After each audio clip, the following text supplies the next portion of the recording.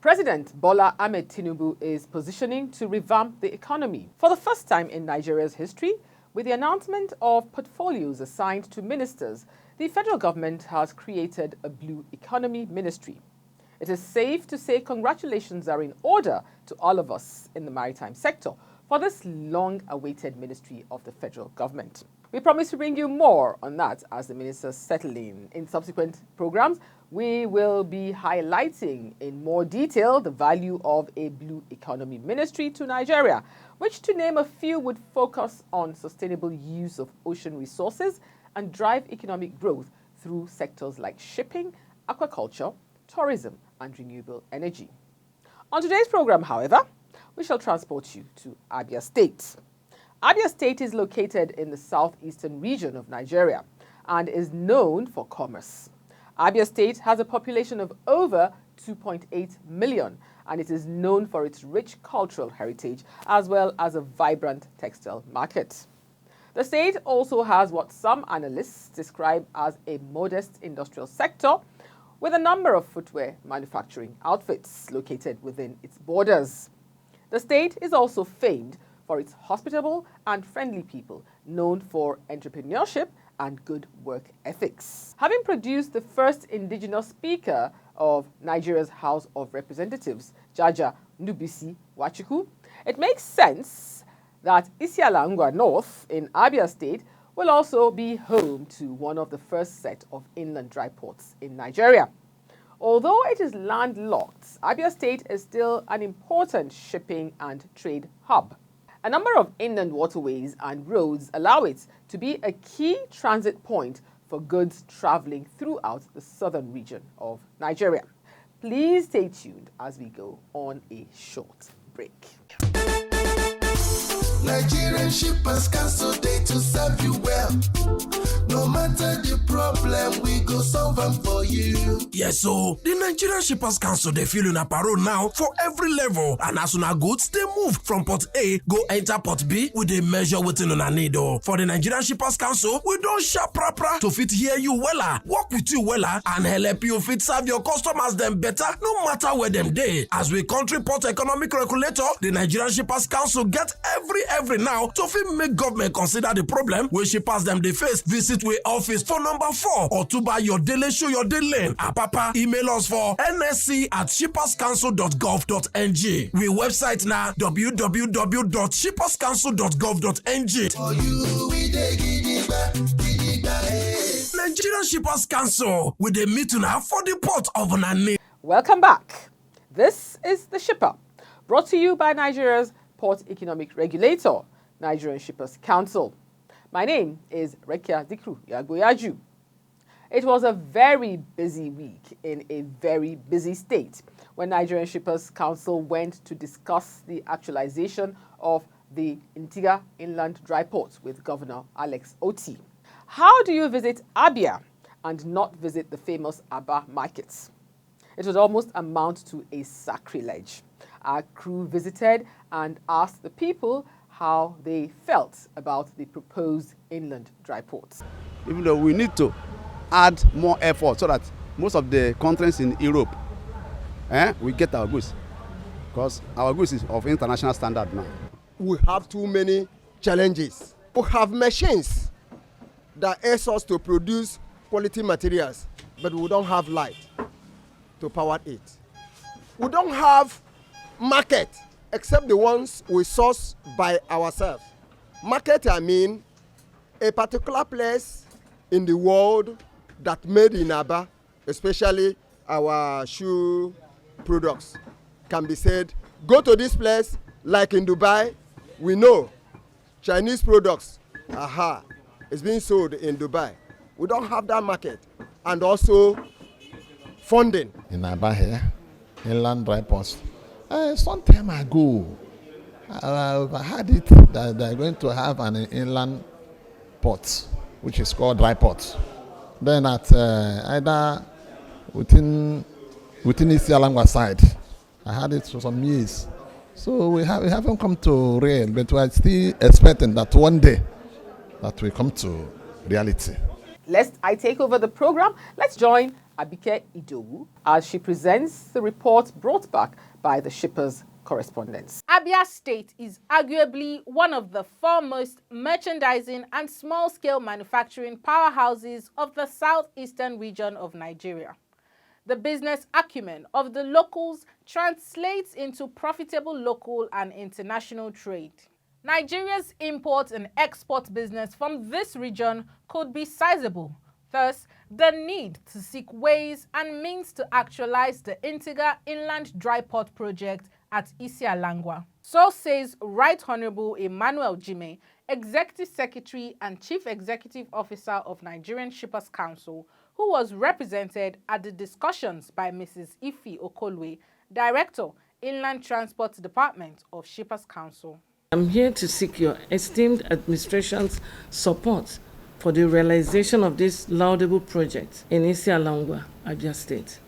The Isiala Inland Dry Port, which is strategically located, emerges not just as a hub for commercial and industrial activities within its vicinity, but also as a catalyst for supporting neighboring states of Imo, Anambra, Enugu, Ebonyi, as well as complement Rivers and Bayelsa states, thus enhancing the overall maritime infrastructure in the region. It is noteworthy, sir, that the economic benefits of inland dry port projects and their multiplier effects cannot be emphasized. The director provided further details on the need to expedite action on the Intiga Inland Dry Port. What the government actually is supposed to do for the IDP is to build a access road into the IDP, construct a perimeter fencing for them, give them water, provide light. So, and the government is ready to do, some of these things. The concessionaire is even saying that if they're not going to give him money in any way, but they're able to fence the land, which is their own contribution, provide access road, water, light, they are good to go. The Chief Executive Officer of Eastgate Container Terminal Limited, Mr. Bill Nkedirim, spoke on the history of the Intiga Inland Dry Port. More excited than I am today because this project, you are the one that encouraged us. When you were in First Bank, I pitched it with you, sir, and you took me and them with Dr. Dedikwe to meet Sanusi, who later became senior governor, as the risk officer in First Bank. And between all of you, I made presentation with the team, and you said, yeah, okay. That was even the first time we got First Bank to accept to give us guarantee, which expired with the Exim Bank. So I thank you for that, sir. The Executive Governor of Abia State, His Excellency Alex Otti, having heard from these two key personalities, responded. You have this kind of project. It's for the government to take a little percentage, not 20%. 20% is a bit too high. Because that 20% has been like a clog in the wheel. You can't say, let me run with 80%, because that 20% is a big chunk.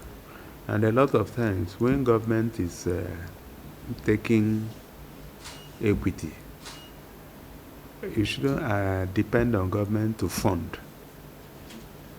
Because all those oil price has gone down, this one, those are stories.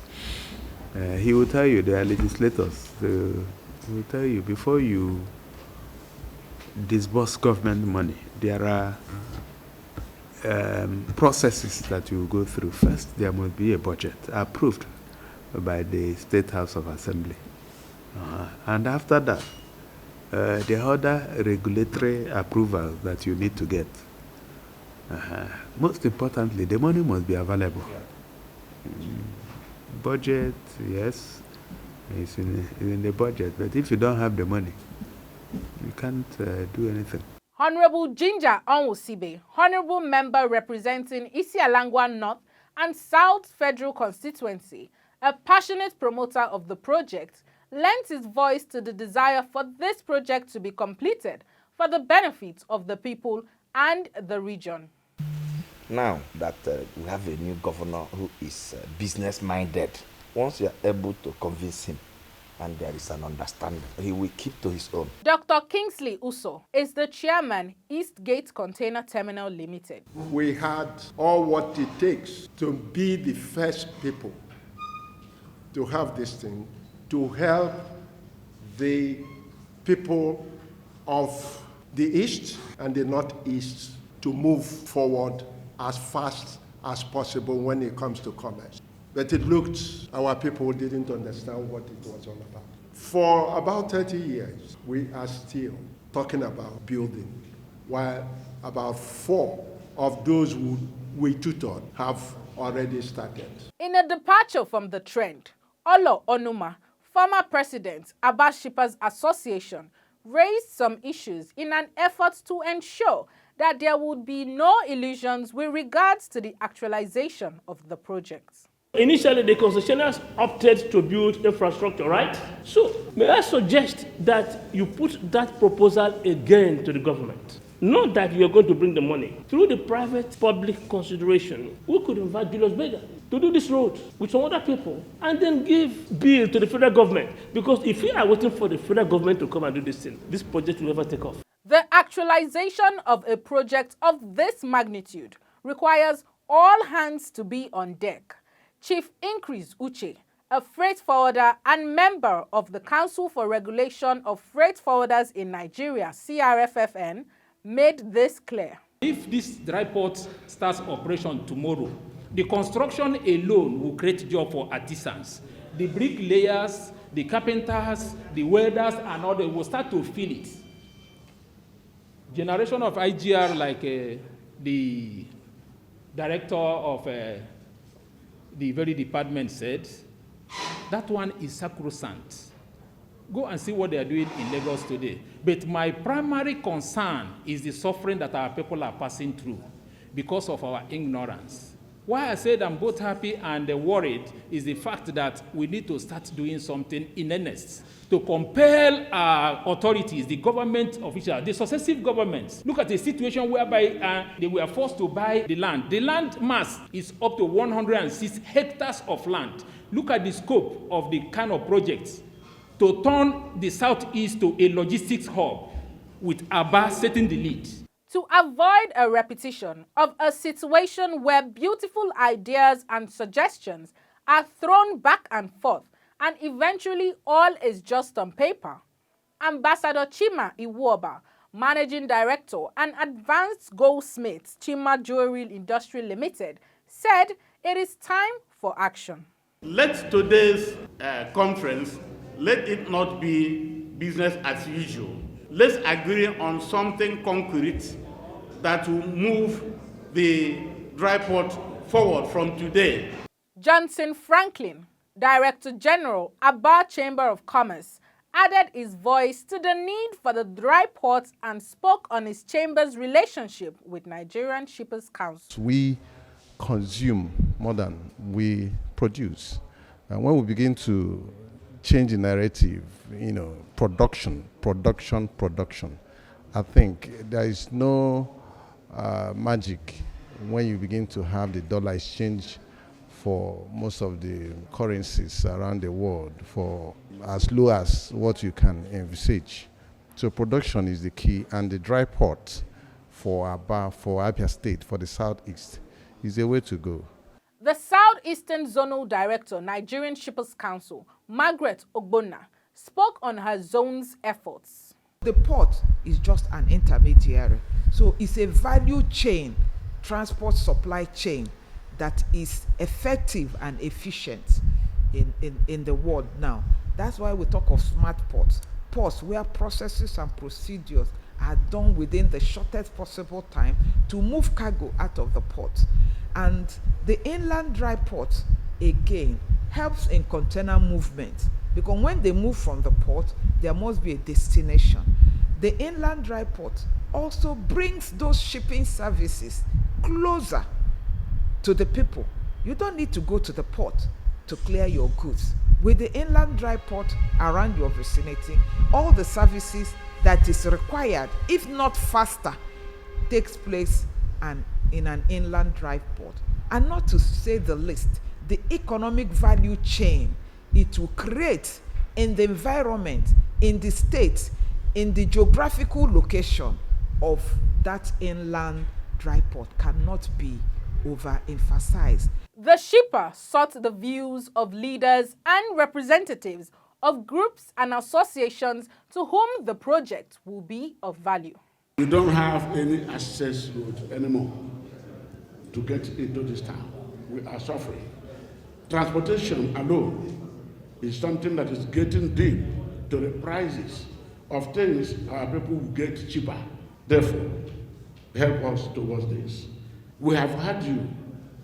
The chamber will support you. If the Shippers Council can go as much as applying these large acres of land, I know also that I can tell you something. They should think outside of the box, start something. I'm an engineer and we don't believe in challenges. We believe in practicals. Put something together and I tell you every other thing will start flowing. Isiala is too close for us, and this will help, especially in the cost of shipping. Do you understand? If I was to spend maybe 2,000 naira per article I am sending to South Africa through the Port Harcourt port, now through Isiala dry port, it can be maybe 500 and things like that. So my product will come down reasonably well, affordable. Most of our products pass through the Oron waterways, Calabar, to the Central African Republic, and we truck these products from Abia to these places. But if the dry port is within reach, all we need to do is just to truck to Isiala, where the port is located, and then they push it across to any location that is supposed to go. So dry seaport is a very huge development that will be added to the development of SMEs and increasing our GDP. Once there are inland ports, all the containers coming to this zone will just be brought here with seal. So when it gets to the port here, the inland port here, automatically all the processes, the clearing process is done here. No need for them to start rushing to Port Harcourt, coming to go through hassles and the rest of them. So it's a very good development to have an inland port here. Getting these containers out of the port to their final destinations has been a very big one for especially the importers. We've had situations where most of these containers are falling off the trucks and all that. So if government can really look into the road network in Nigeria, especially for areas where we have high concentration of importers, it will greatly reduce the stress for these importers. Governor Alex Otti rounded off with a few words of encouragement. We need to think through all this. That's what I told you. I said I'm happy to look at it because it's a project that I would like to support. But I want all the I's dotted and all the T's crossed. Stakeholders confidently look forward to the commencement of operations at this most potentially valuable inland dry port. There is no doubt that this project is needed in this region.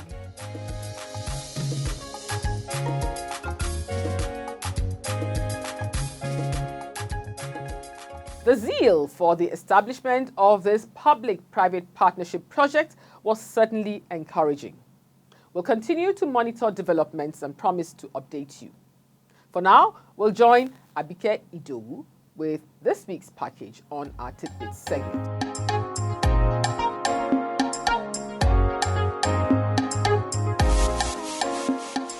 A tripartite meeting was recently convened at the head office of Nigerian Shippers Council in Lagos to resolve a dispute over damaged cargo involving Aspa Pop Investment Limited, the cargo owner, and All Blight Nigeria Limited, a carrier. All Blight Nigeria Limited acknowledged a container issue and highlighted the consignee's responsibility for inspection pre-exports. To avoid issues such as this in the future, Deputy Director Complaint Unit Nigerian Shippers Council, Mr. Daniel Orume, stressed the need for adherence to proper procedures in cargo handling. The resolution entails All Blight Nigeria Limited reviewing the situation and communicating their willingness to share liability. This approach aims to facilitate a mutually beneficial solution for both parties. Nigerian Shippers Council's Northwest Zonal Coordinating Office recently embarked on a visit to the Kaduna Port Office and Kaduna Inland Dry Port. During the visit, the dry port officer highlighted key issues including trucking inefficiencies and a lack of essential facilities. Among the challenges discussed were the absence of rail transportation, shipping companies' reluctance to recognize the dry ports, and charged by Lagos Seaport terminal operators. The Zonal Director, Alhaji Abubakar Bashir, assured comprehensive considerations of these issues. Deputy Director, Kaduna Port Office, Mr. Paul Ngwa, announced an upcoming event in Kano that will address these challenges collectively with stakeholders. The visit demonstrates a commitment to resolving obstacles and enhancing the efficiency and competitiveness of Kaduna Inland Dry Ports. We urge all stakeholders in the maritime industry to visit our website www.shipperscouncil.gov.ng for further information about our services and to lodge any complaints they may have. Now, let's revisit 20th to 26th August 2023 to view our complaint register for the period.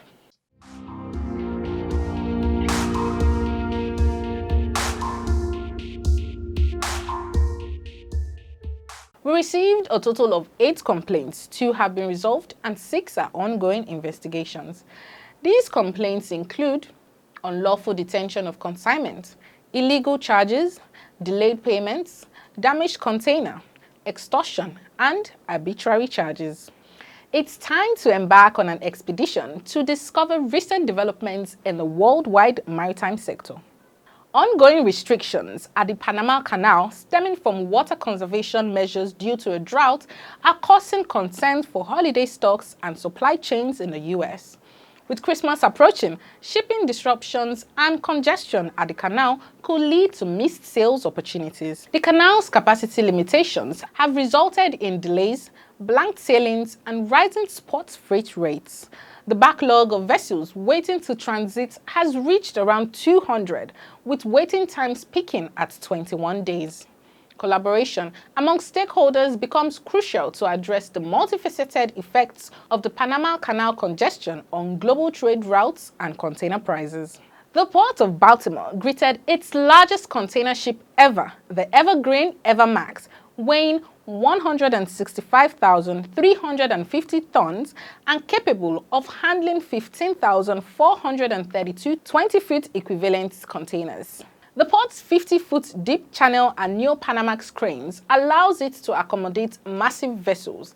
The Evermax, over 1,200 feet in length, surpasses its predecessor, the Triton, which held a capacity of 14,424 TEU. The port's strong 2023 follows a record-breaking 2022 and will be boosted by the Howard Street Tunnel expansion, projected to increase business by 160,000 containers annually and create thousands of jobs. Shandong Port Group (SPG) is intensifying efforts to establish a top-tier port cluster in China's Shandong province. The province aims to create a world-class port network led by Qingdao Port, with Rizhao and Yantai ports as key components. The 3-year plan seeks to achieve a cargo handling capacity of 2 billion tons and over 40 million TEU container handling capacity for SPG. The initiative aims to enhance operational dynamics, spatial layout, service capacity, and global connectivity. The Shandong Port Group was formed in 2019 by merging major ports in the province, including Shindao, Yantai, and Rizal ports. And that's it on Tidbits for this week. Till next time.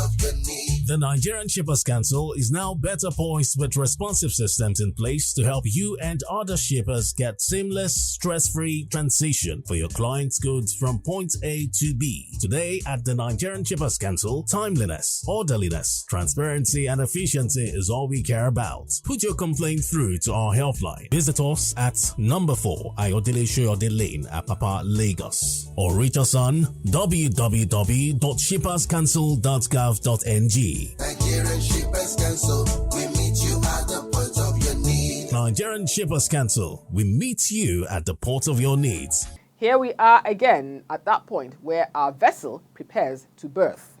Thanks as always for watching. It's been a great pleasure putting this program together for you, but the greater pleasure is having you join us. Do have a swimmingly great week ahead.